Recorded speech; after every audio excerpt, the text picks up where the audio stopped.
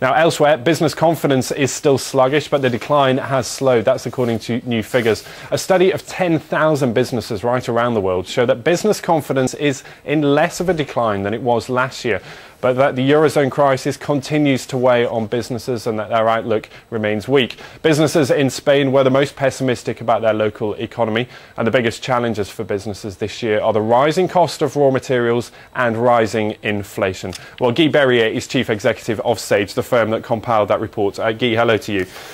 We're talking there about the lack of confidence, and you're saying it's in less of a decline than it was this time last year, but it's not a resounding victory, is it? We're in negative territory, but we saw between February last year and September a sharp decline, and now it's sort of flattish.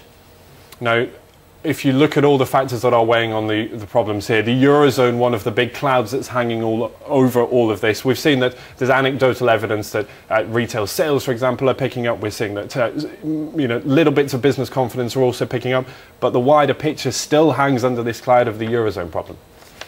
Businesses in this country are concerned first and foremost about the rising cost of energy and raw materials, and I think this reflects the fact that it's difficult for them to pass on price increases to consumers or their customers. I think the Eurozone is more the cloud of what's happening in the economy.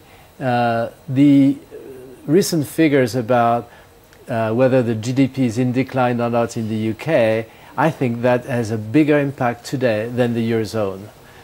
Now, speaking of those GDP figures we got yesterday, of course, downgraded again for the final quarter of last year. There was an indication there that consumer spending and disposable income is also being squeezed. So, as you say, for individual businesses, it's very hard to see how they can start to turn that corner to get people through their doors to part with their cash.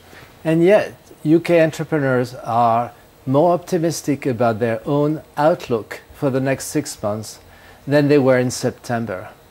So I think it speaks about the SME sector, the entrepreneurship, and the willingness to be optimistic. Now, you talk about these small and medium-sized businesses. We do hear a lot here in the UK about the challenge of these are the firms that will create the jobs, they will create the employment to reduce the overall unemployment figure.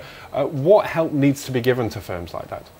Well, right now, as I said, inflation is the number one worry. Second, they're concerned about the state of the economy. And third, the flow of cash from, paying their supplier, getting money from their customer. The flow of cash is a big concern of them. It's not so much about lending, it's getting cash. So I think everything that can be done to improve the cash position of SMEs through any incentive is going to be really welcome today. Okay, great. Guy Berruyer at Sage, thanks so much for your time today. Now, just time to show you how markets are faring, and really pretty flat there. I can show you there the FTSE 100 off about 0.8%, France, Germany, and also in the United States. There's a closing figure from last night. It's a raft of poor data coming through. Yes, they're really weighing right across the stocks there. You can see the FTSE 100 there almost down by 1% so far on the day.